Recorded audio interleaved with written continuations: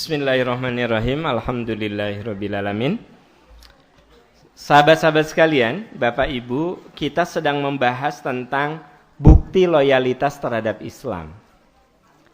Cinta itu perlu bukti. Salah satunya adalah loyalitas. Apa Pak loyalitas? Kesetiaan. Ya, kesetiaan. Bukti kesetiaan kita kepada Islam, pertama tekun mempelajari Islam. Bukan menguasai ilmu Islam, tekun belajar Islam. Karena yang Allah lihat apanya? Ikhtiar belajarnya. Urusan berilmu atau tidak ya tergantung apa yang Allah berikan pada kita. Karena kalau saya sih yakin, yang penting kita mau belajar, ilmu itu diberi oleh Allah. Makanya doa mencari ilmu itu apa, Bu? Allahumma anfa'ni bima 'allamtani wa 'allimni ma yanfa'uni wa zidni ilman. Allahumma anfa'ni, ya Allah, beri saya manfaat. Allahumma anfa'ni bima 'allamtani, beri saya manfaat dari apa yang Engkau ajarkan kepada kami. Yang Engkau ajarkan maksudnya apa? Ilmu yang Allah berikan kepada kami, ya Allah, beri aku manfaat. Wa alimni ma yanfa'uni, ajarkan kepadaku apa yang manfaat untuk diriku. Wazidni ilman, tambah ya Allah ilmuku. Jadi sebenarnya ilmu mah milik Allah. Makanya Allah itu maha tahu, alim, maha tahu, maha bijaksana. Tugas kita mah mencari, tekun belajar. Kalau dikasihnya 10, alhamdulillah. Belajar sungguh-sungguh, tilu deui nilai itu. Sungguh-sungguh, tilu deui. Enggak apa-apa, mungkin itu bawaan lahir. Gitu. Jadi tugas kita mah tekun belajar. Gitu. Yang penting bukti loyalitas tuh aku harus belajar Islam. Gitu. Ada orang yang ngeluh ke saya, Pak Am, saya tanya, terus belajar teh 1,5 tahun Quran teh. Lepat, cenah salah aja gitu. Ibu tete tiasa nyebat za. Tete tiasa nyebat za. Maksudnya za. Za. Jadi cenah ibu teh sedih tiap nyebut za lepat nih, za lepat nih. Pas dia senyum ternyata di diana ompong. Ompong. Kan Bu, kalau Pak, kalau za itu kan lidah itu kudu di gigi, ujung gigi za, akhirnya gigina nggak ada, nyoleh datut za.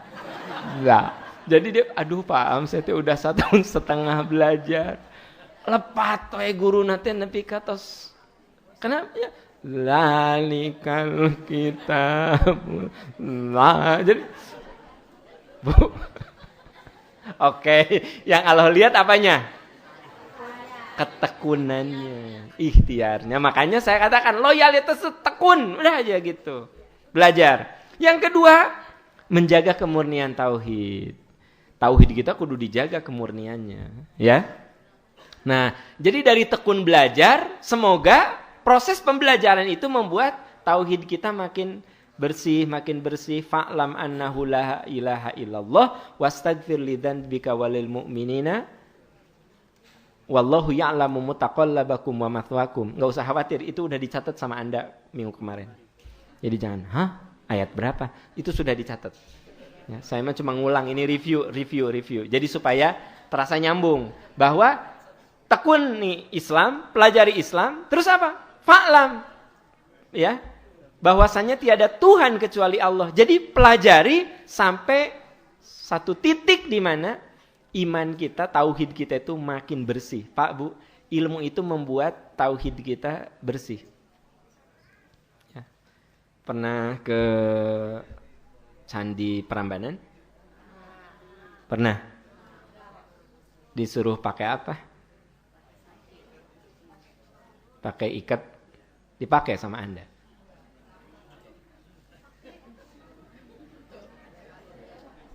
Bu,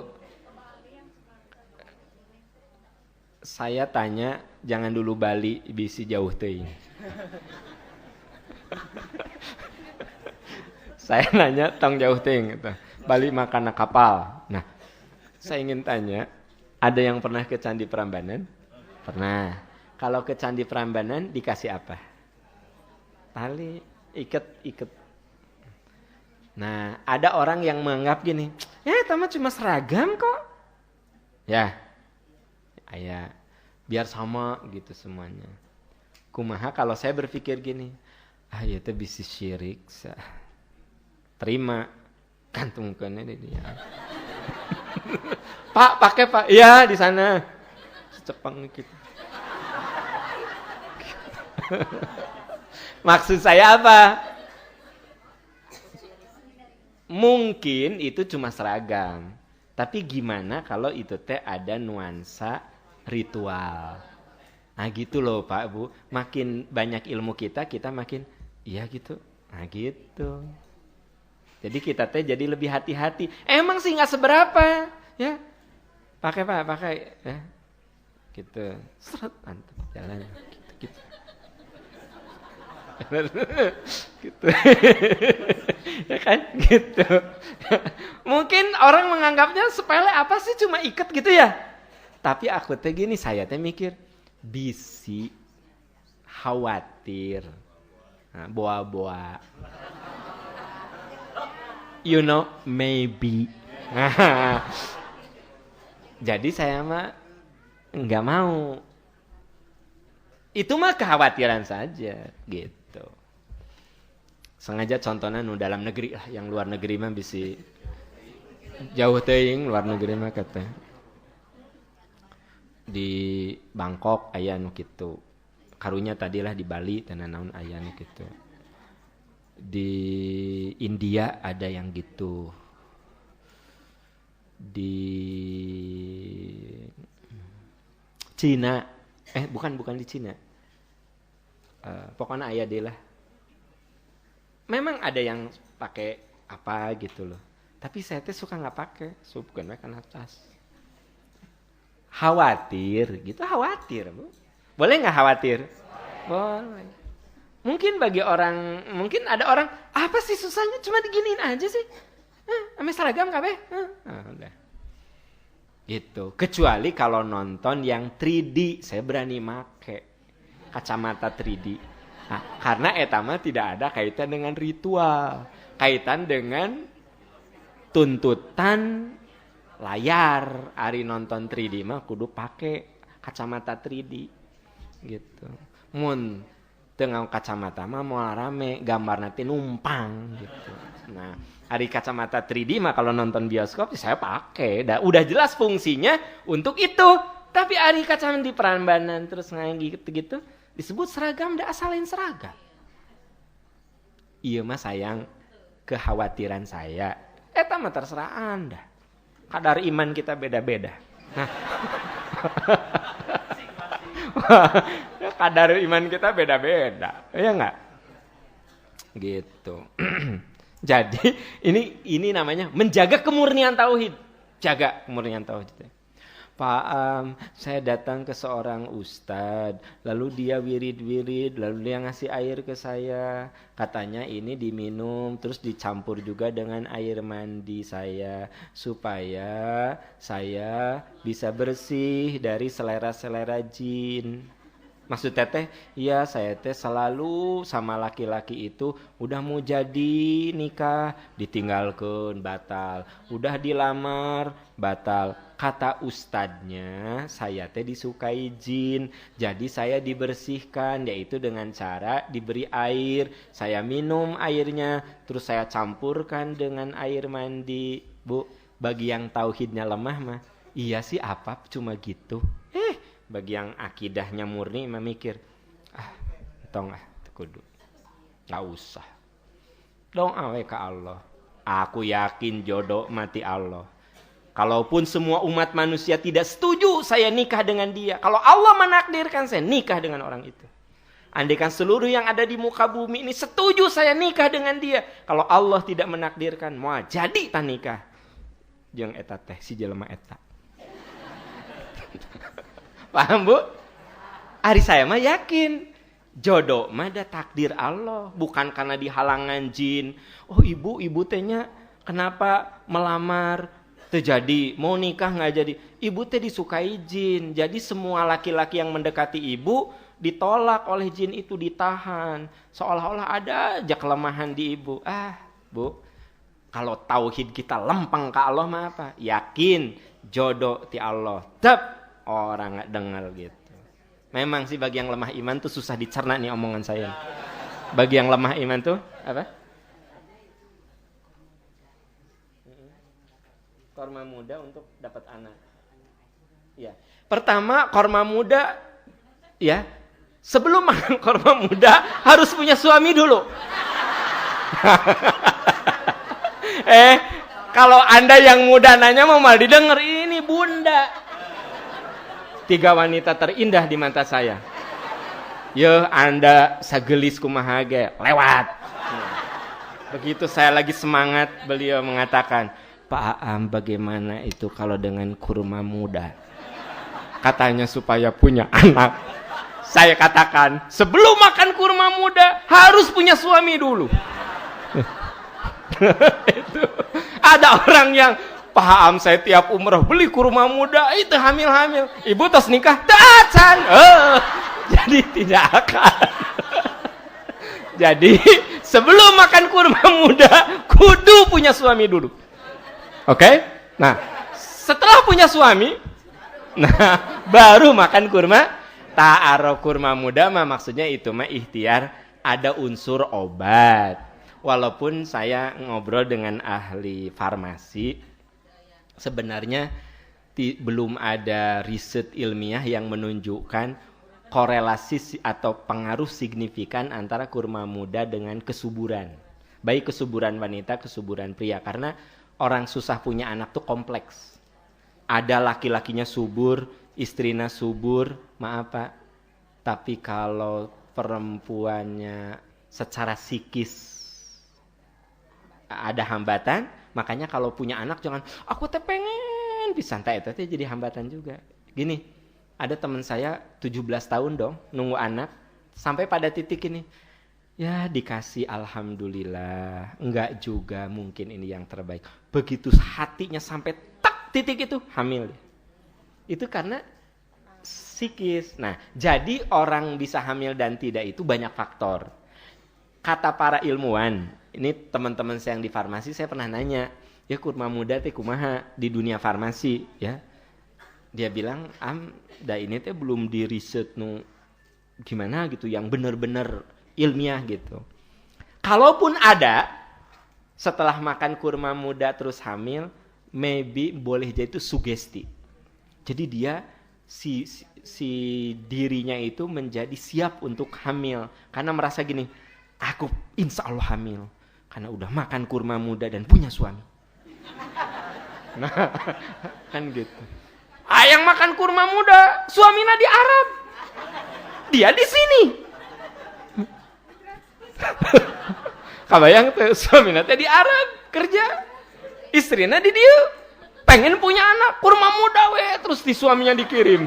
Moal hamil-hamil, percaya ke saya. Jadi, Bu, kalau orang makan kurma muda itu sebenarnya lebih pada sugesti obat. Yang saya maksud menjaga kemurnian tauhid itu lebih ke keimanan. Seperti yang tadi ya. Kalau Anda imannya kuat mah nggak akan misalnya, yo dari ustadz campur dengan air mandi supaya jinnya kabur, lewat. Ari cuma diminum haus mati naon, lek haus. Kenapa kamu minum kurang haus itu tadi? Lek udah aja gitu, ya kan? Udah. Jadi orang yang tauhidnya lempeng mah kayak gitu Bu, ya. Dah atuh Pak Bu, ya. Ada orang yang gini, Pak Am, saya punya tanah eta, teu laku-laku Pak, teu laku-laku. Padahal ustadz sudah saya hubungi. Bahkan saya datang ke ustadz yang ada di Cililin. Dia ngasih tanah, awurkeun cenah. Jadi di Cililin teh didoakan ke si ustadz. Terus di tanah miliknya supaya laku dilempar gini. Teu laku keneh Pak. Ya, Rezeki teh ada di tangan Allah. Tugas kita mah ikhtiar, tawarkeun jeung ikut harga pasar atuh. Nya susah laku atuh. Harga 1 meter di situ 1 juta, ieu hayang 8 juta. Saha meuli atuh kan gitu. Jadi tetap ikhtiar manusiawinya ada. Di tisu pasaran sabaraha 1 juta. Aduh hayang cepet, udahlah diturunkan dari harga biasa jadi 800.000 gitu ya. Lah didoakan kabeh ulama kadinya atuh. Ari harga pasaran 1 juta ngajual 8 juta, seluruh ulama se-Indonesia suruh ngadoa di situ. Sate asup akal. Ya kan? Hanya orang bodoh yang mau beli tanah seperti itu. Ya kan? Udah gitu jero di tanah bekas tempat sampah. Ya kan? Dijual 1 meter 8 juta, ari pasaran di situ 1 juta. Diundang we kiai seluruh dunia ngadoa di situ supaya laku. Mau laku mau. Artinya apa? Doa dan logika itu kudu matching gitu ya. Halo Bu ya. Oke, tauhid. Terus yang ketiga, itu sudah belum yang ketiga? Nah, mengamalkan Islam sampai akhir hayat. Jadi bukti loyalitas kita terhadap Islam, tekun belajar Islam, jaga kemurnian tauhid, amalkan Islam sampai akhir hayat. Amalkan Islam sampai akhir hayat. Surat 15 sudah ada.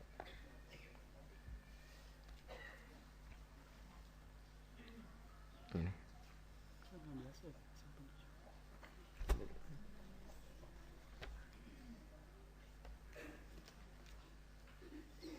Surat 15 coba lihat. 15. Nanti Bu, saya ragu ini ayatnya.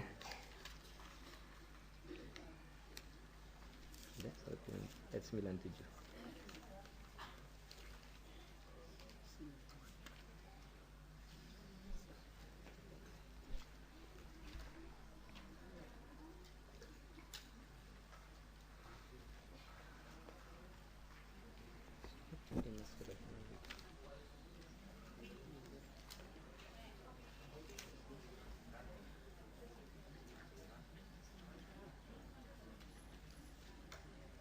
Oh ya, Bu, Pak, buka surat An-Nahl, Al-Hijr, surat ke-15, surat 15, ayat, nggak apa-apa Ibu Bapak baca ayat 97 sampai 99.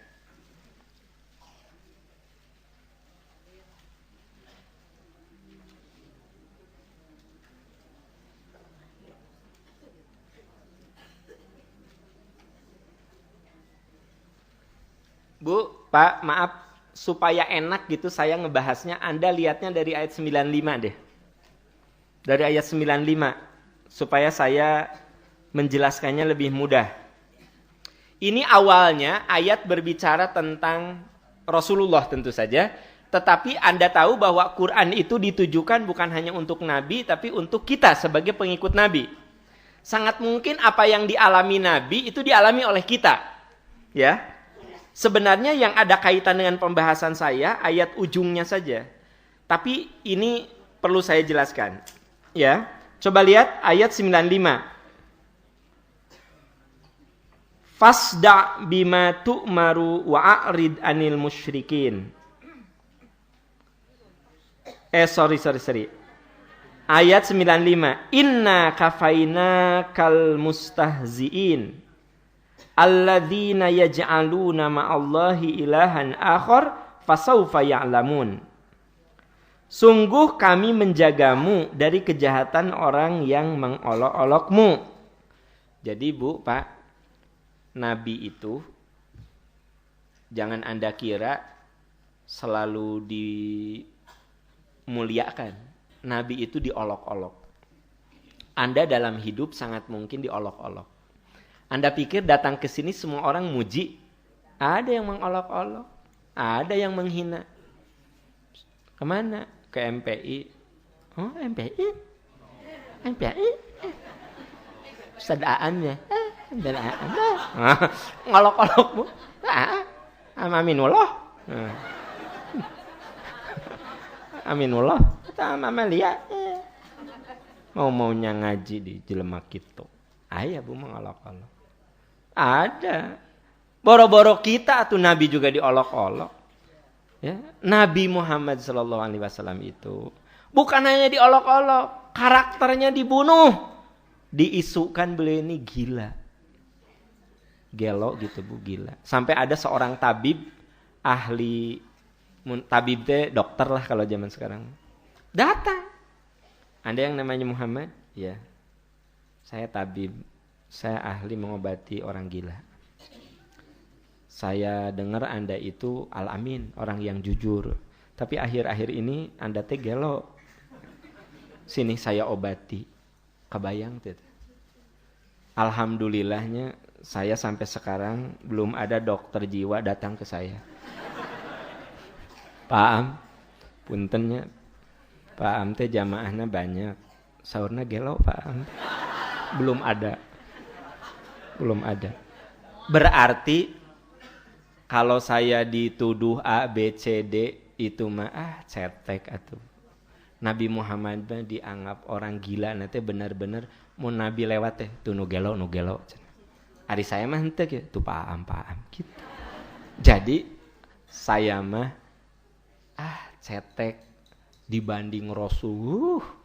Ya, makanya ya Rasul mah dilempar. Ari saya mah dilempar tuh kue apem atuh.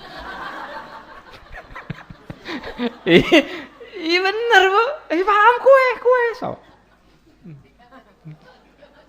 Sama itu brownies, apem brownies, Black Forest. Pak bu, Rasul itu apa? Dihinakan. Sampai saya katakan Nabi dianggap orang gila, tahu nggak? Makanya kalau misalnya saya baru disebut A, B, C, saya cuma bilang, belum jauh dengan Nabi mas sampai disebut orang gila.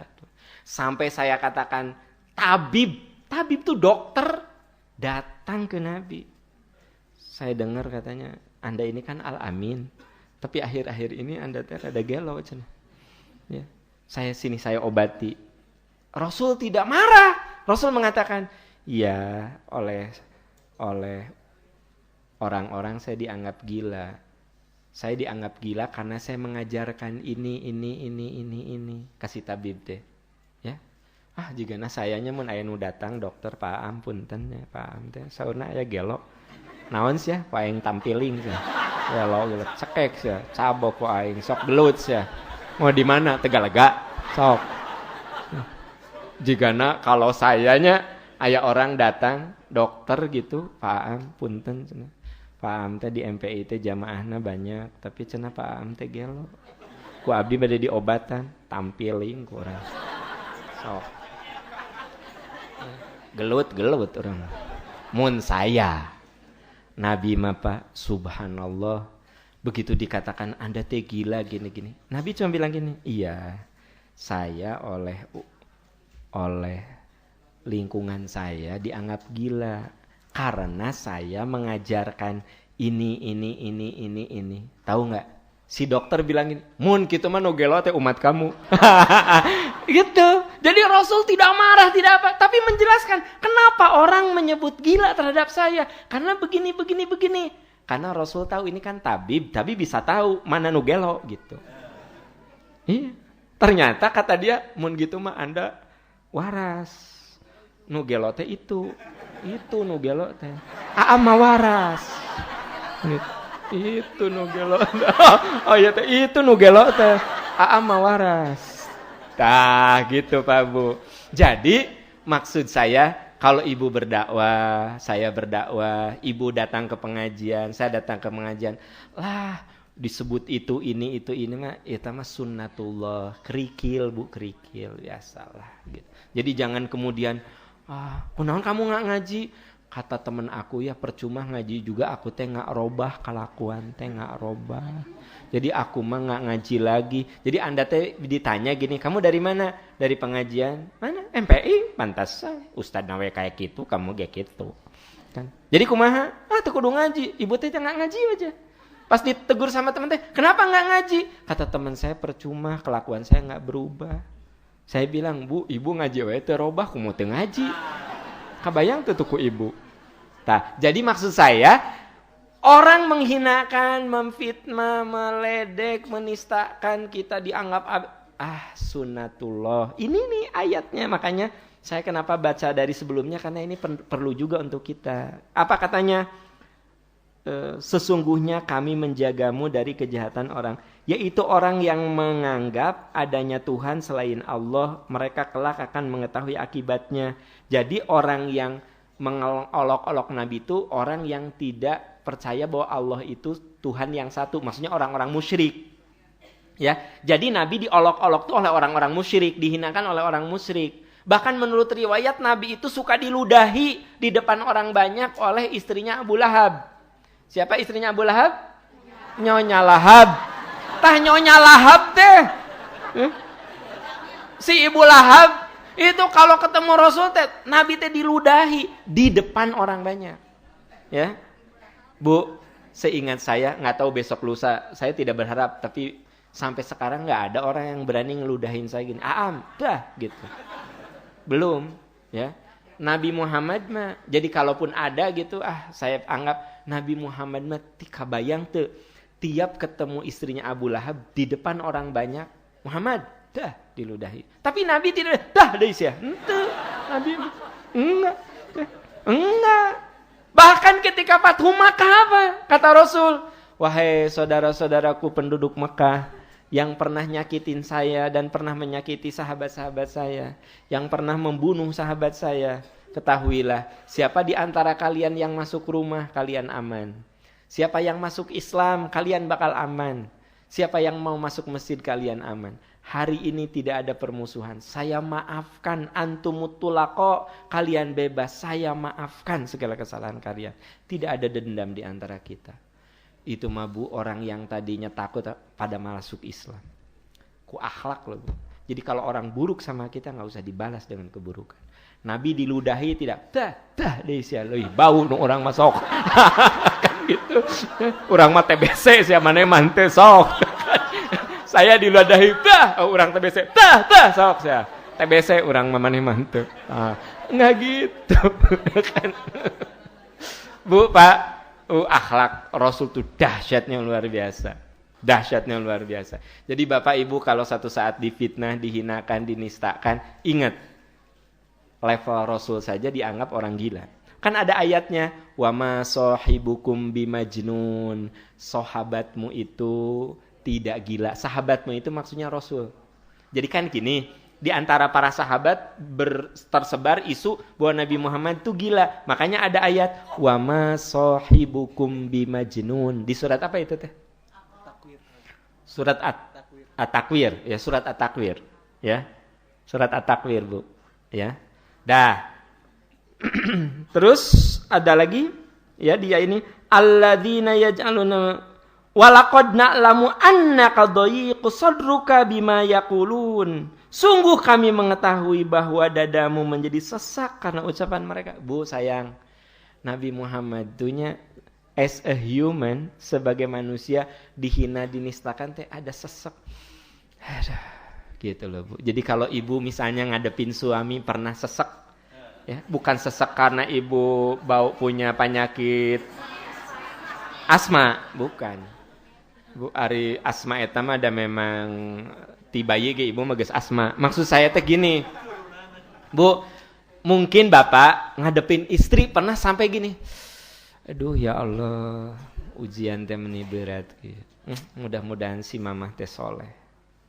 Anak-anak udah gede mah geus soleh. Nah, jadi pernah sesek di situ. Aduh. Nah, mungkin ibu juga gitu ya. Aduh, gitu. Saya juga kadang-kadang kalau denger itu ini, aduh ya, saya teh kudu kumahanya asa salah wae. Ramah salah saya teh. Judes salah. Da si Pak Ahmad tebar pesona jelemana. Ramah disebut tebar pesona. Ari saya menjaga nih tidak terlalu ramah. Apa katanya? Beda jaim, ayeuna mah geus terkenal jaim. Tah. Salah tuh. Sampai gini. Aduh Gusti ya Allah, saya teh kudu kumahnya. Ramah disebut tebar pesona. Jaga jarak, jaim. Ya. Bagaimana umat berubah? Sikapnya jauh dengan umat. Bingung orang teh kumaha. Kumaha urang we. Nah, jadi artinya apa? Bu, kadang-kadang itu level Nabi. Sayang cinta. Yang mengatakan dadamu itu sesak, ini Allah berfirman, ya, sungguh kami mengetahui, kami di sini siapa? Mengetahui, ya, bahwa dadamu sesak karena ucapan mereka. Jadi sesek, capek, denger omongan gitu gini teh manusiawi gitu loh Bu, manusiawi. Misalnya gini, ibu tehnya melakukan ini, suami teh di depan suami teh salah.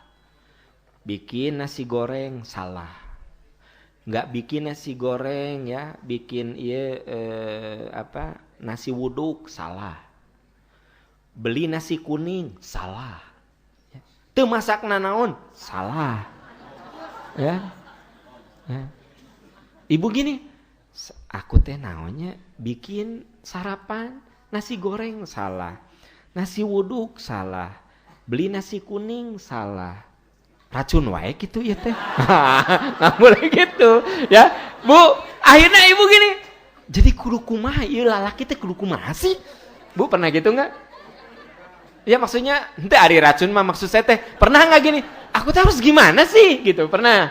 Atau gini, duh ini anaknya di leleyan, tahu leleh, ngomong lembut salah, kasar salah, belajar atuh kalah ka terus cuek main game.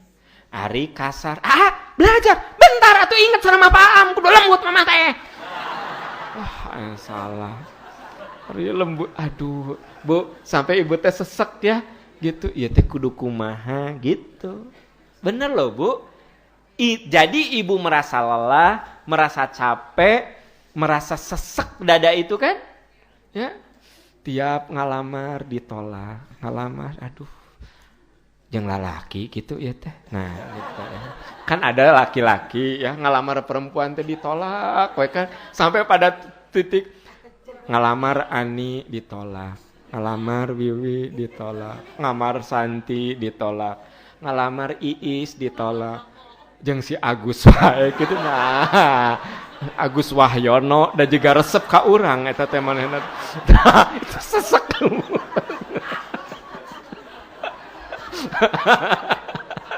Jadi dalam hidup ada sesek, ada berat, wajar. Ibu jadi guru diajarin kieu budak teh teu ngarti gitu. Aduh ya Allah. Anak-anak kalian mengerti? Tidak. Oke, ibu kasih penjelasan lagi, jelaskan. Gimana anak-anak? Tidak. Ya Allah, berat capek. Gitu Bu. Jadi kalau kita pernah lelah ngadepin satu masalah, itu manusiawi. Boro-boro level kita, level Nabi juga di sini dikatakan, sungguh kami tahu bahwa dadamu sesek, capek, berat dengan ucapan mereka gitu ya. Saya ge sama gitu Bu, kalau ada yang bilang Pak Am teh ada yang bilang gini. Sebagai manusia sesek nggak? Sesek. Tapi gini, biarinlah pokoknya mah niat saya mah baik, maksudnya gini. Orang mau ngomong apa-apa terserah.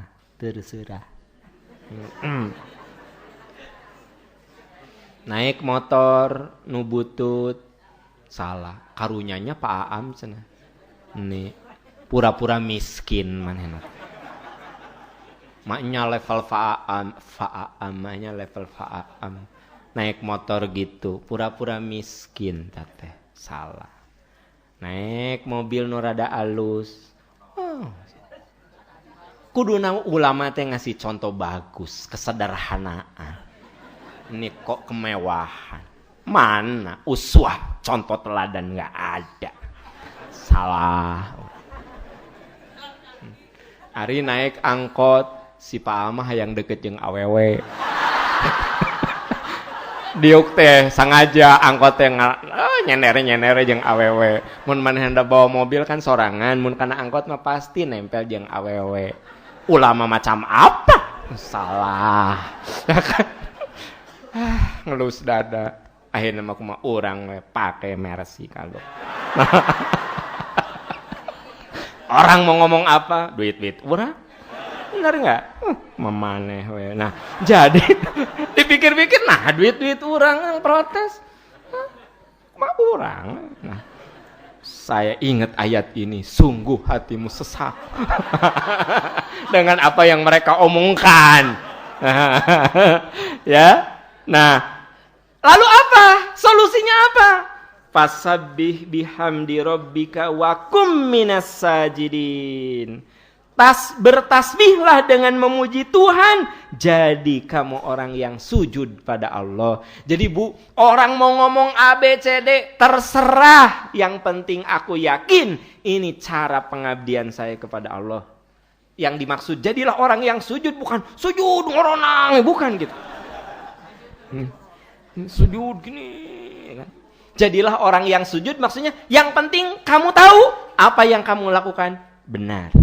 Gitu ya, misalnya ibu datang ke sini diomongin, datang ke sini teh si ibu itu mainnya datang ke MPI kelakuan nggak berubah itu ini yang penting maha sucikan Allah, minimal saya datang ke sini teh ada ayat yang saya dengar dan jadilah orang yang sujud. Saya mau usaha ingin jadi orang benar, orang mau ngomong apa terserah, gitu loh maksudnya.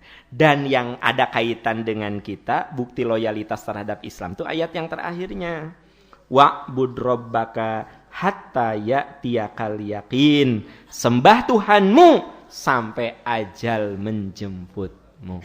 Nah, jadi kan poin yang ketiga mengamalkan Islam sampai akhir hayat. Wa'bud rabbaka hatta ya'tiyakal yaqin. Yang penting sembah Tuhanmu sampai ajal menjemput. Bahwa hati kamu sesek, omongan orang sangat membuat kamu lelah, jalani saja, itu bagian dari hidup. Gitu. Bu, ayat ininya sangat memberikan kesejukan. Karena kan dalam hidup mah kadang-kadang sok salah. Misalnya gini, aduh anak tehnya diginiin salah, digituin salah, lembut salah, keras salah, dikasih duit salah, teu dikasih duit salah. Yang penting aku berusaha ngedidik anak. Ini lahan ibadah saya. Endingnya kayak apa? Pokoknya mas saya ini mendidik anak tuh pengabdian saya sampai akhir hayat. Udah, jadi tenang, enak. Ibu kalau ngadepin suami juga begitu. Bapak ngadepin istri juga begitu. Ya, ngadepin umat juga begitu. Da umatnya macam-macam yang saya tadi katakan. Ya, ada yang A, B, C gitu. Ada yang kalau saya pakai batik tuh kejawen, ustad macam itu kejawen. Gitu. Dan si Pak Ahmad cenah mulai ongkos cenah kemurnian tauhid baju kejawen gitu. Lina naon ieu teh batik ieu teh tiis, enak. Beda ari harga mana. Jadi tiis swear tiis. Yang anti kusut deh. Ieu teh tilas bobongi dianggo. Jadi maksud saya apa? Pokoknya Bu, ayat ini mah cukup menghibur saya. Karena kadang-kadang dalam hidup teh sok ada, ternyata gini, kadang-kadang kita, aduh iya tehnya naon deui wae sih, ini teh apa lagi sih, isu teh ini nggak henti-hentinya. Tapi saya ingat, oh Nabi Muhammad saja pernah hatinya, dadanya sesak dari apa yang mereka omongkan. Tapi firman Allah, fasabbih, maha sucikan Tuhan, beribadah kepadanya, wa'bud rabbaka hatta ya'tiyakal yaqin, beribadahlah kepada Tuhanmu sampai ajal menjemputmu, gitu. Ya. Yang keberapa sekarang? Yang keempat, berjuang membela Islam. Ya, itu yang keempat. Satu, mengamalkan ajaran Islam sampai akhir hayat. Yang keempat, berjuang membela Islam. Ya. Buka surat 4, catat. Surat 47 ayat 7, Al-Baqarah 218 dan At-Taubah 20. Bentar tuh Pak, bentar. Saya udah bisa jawab, bisa baca itu. Bentar. Sengaja saya nyoba, dada Anda sesak apa tidak? Surat Muhammad ayat 7, surat ke-47 ayat 7, koma, Al-Baqarah 218, koma, At-Taubah ayat 20. Surat At-Taubah itu surat ke-9 ayat 20. Al-Baqarah mah tahu kali ya. Surat ke-4 kan? Oh, kedua. Oke, kedua. Anda teh apa gegeran nih surat ke-4 di Al-Baqarah teh. Jadi surat Muhammad surat 47 ayat 7, Al-Baqarah 218 dan At-Taubah ayat 2. Itu ayat semua berbicara bahwa kita untuk menunjukkan loyalitas kita terhadap Islam, kita harus memperjuangkan atau membela Islam. Bapak Ibu dengar baik-baik. Coba Anda baca sejarah. Yang menjadi penggerak ya, yang menjadi penggerak bangsa kita untuk melawan penjajah Belanda apa kira-kira? Nasionalisme atau membela agama? Bu, keliru kalau orang-orang dahulu nenek moyang kita mengangkat senjata, mempertaruhkan nyawa karena nasionalisme. Awalnya karena mereka menganggap iya orang kafir ngajajah orang angkat senjata. Jadi yang menjadi latar belakangnya karena membela Islam. Tapi memang dalam Islam itu setiap jengkal tanah kita kudu dipertahankan. Nah, jadi itu mah konsekuensi kedua. Yang pertamanya, siapa yang menghina Islam? Saya lawan. Anda menghina saya? Nggak apa-apa. Anda menghina Islam? Nyawa saya lewati dulu. Gitu. Orang Islam mah kudu gitu. Anda menghina saya? Aam, kamu teh bodoh, goblok, gelo. Ya. Jika cucurut. Ya. Wajah kamu tidak jelas, disebut monyet lain, disebut gorila lain. Oke. Bae teuing sok. Orang mau ngamek. Ya. Sabab manehna leuwih butuh ti urang. Nah, gitu kan. Tapi begitu dia menghina Islam, langsung saya marah. Kamu menghina Islam, lewati mayat saya. Nah, gitu, Bu. Orang Islam mah ketika dirinya diinjak-injak, dia katakan aku maafkan. Tapi begitu Islam dihina, sok. Kamu menghina Islam, nyawa saya taruhannya. Sok ngahina Islam. Nah gitu Bu. Ini dijelaskan dalam surat Muhammad. Intan surullaha yansurkum wa yutsabbit aqdamakum. Kalau kamu membela Islam, Allah akan membelamu dan akan menetapkan, menguatkan kedudukanmu. Maksudnya kedudukan kita di sisi Allah akan kuat, akan kokoh karena kita membela kebenaran Islam. Begitu. Jadi kalau Anda yakin Anda berada membela Islam, orang memfitnah, orang menghinakan, tenang, kalem. Semua pejuang itu pernah mengalami hal yang berat dalam hidupnya. Bisa dihinakan, bisa difitnah. Sayang, dengar, Ari Aisyah soleh enggak Bu? Aisyah dicintai Rasul enggak? Tahu enggak? Dahsyatnya ujian apa? Aisyah pernah diisukan, difitnah, selingkuh. Kebayang gak? Dahsyatnya gimana? Orang tuh mau menjatuhkan Rasul gak bisa. Mau menjatuhkan Rasul, Rasul begitu kuat. Istrinya yang diserang. Oleh orang munafik disebarkan, Aisyah itu selingkuh. Sampai terkenal yang disebut dengan hadithul ifki. Berita bohong. Tahu gak? Itu Aisyah istri Rasul yang begitu mulia. Aya we sahabat nu terlibat ngomongkeun. Akhirnya ditegur langsung. Turun ayat tentang peristiwa itu. Kebayang nggak orang biasa? Gitu.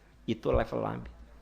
Jadi rekan-rekan sekalian, pokoknya memang berjuang membela Islam tuh macam-macam.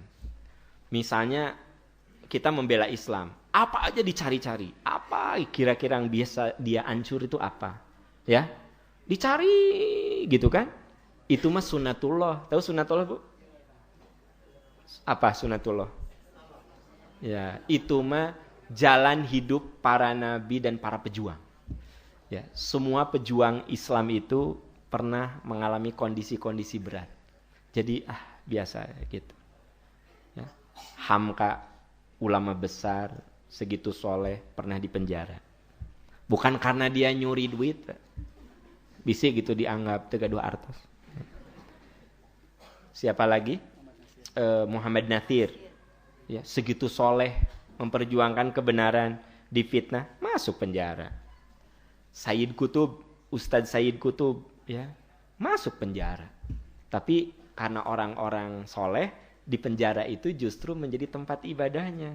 Almarhum Profesor Hamka bikin tafsir Al-Azhar, kan di penjara. Di dalam penjara bikin Al-Azhar. Tafsir itu. Sampai sekarang masih ada. Almarhum Sayyid Qutb di penjara di Mesir. Bikin tafsir fi Dhilalil Quran. Begitu.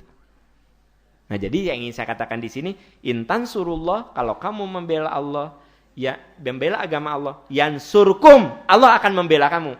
Wa yuthabbit aqdamakum, Allah akan meneguhkan kedudukanmu. Meneguhkan kedudukan itu maksudnya apa? Dia di sisi Allah akan semakin mulia karena lulus dari berbagai ujian. Lulus dari berbagai ujian. Jadi kita ini harus siap dengan ujian-ujian, bisa fitnah, bisa tuduhan. Saya katakan Rasul saja dianggap orang gila, istri Rasul saja dianggap berselingkuh. Kan dahsyat itu Pak Bu. Yang menimpa diri kita mah mungkin nggak ada apa-apanya dibanding dengan ujian-ujian yang dihadapi oleh Rasul dan para sahabatnya, begitu. Yang kelima akan dibahas minggu berikutnya. Udah apa Pak? Tekaraos. Bapak tekaraos abdi karaos. Mohon maaf Bu, itu saja ya. Insya Allah nanti di lain kesempatan kita bertemu lagi. Kita akhiri dengan doa kafaratul majlis. Subhanaka Allahumma wa bihamdika asyhadu an la ilaha illa anta astaghfiruka wa atubu ilaik. Walhamdulillahirabbil alamin. Wassalamualaikum warahmatullahi wabarakatuh.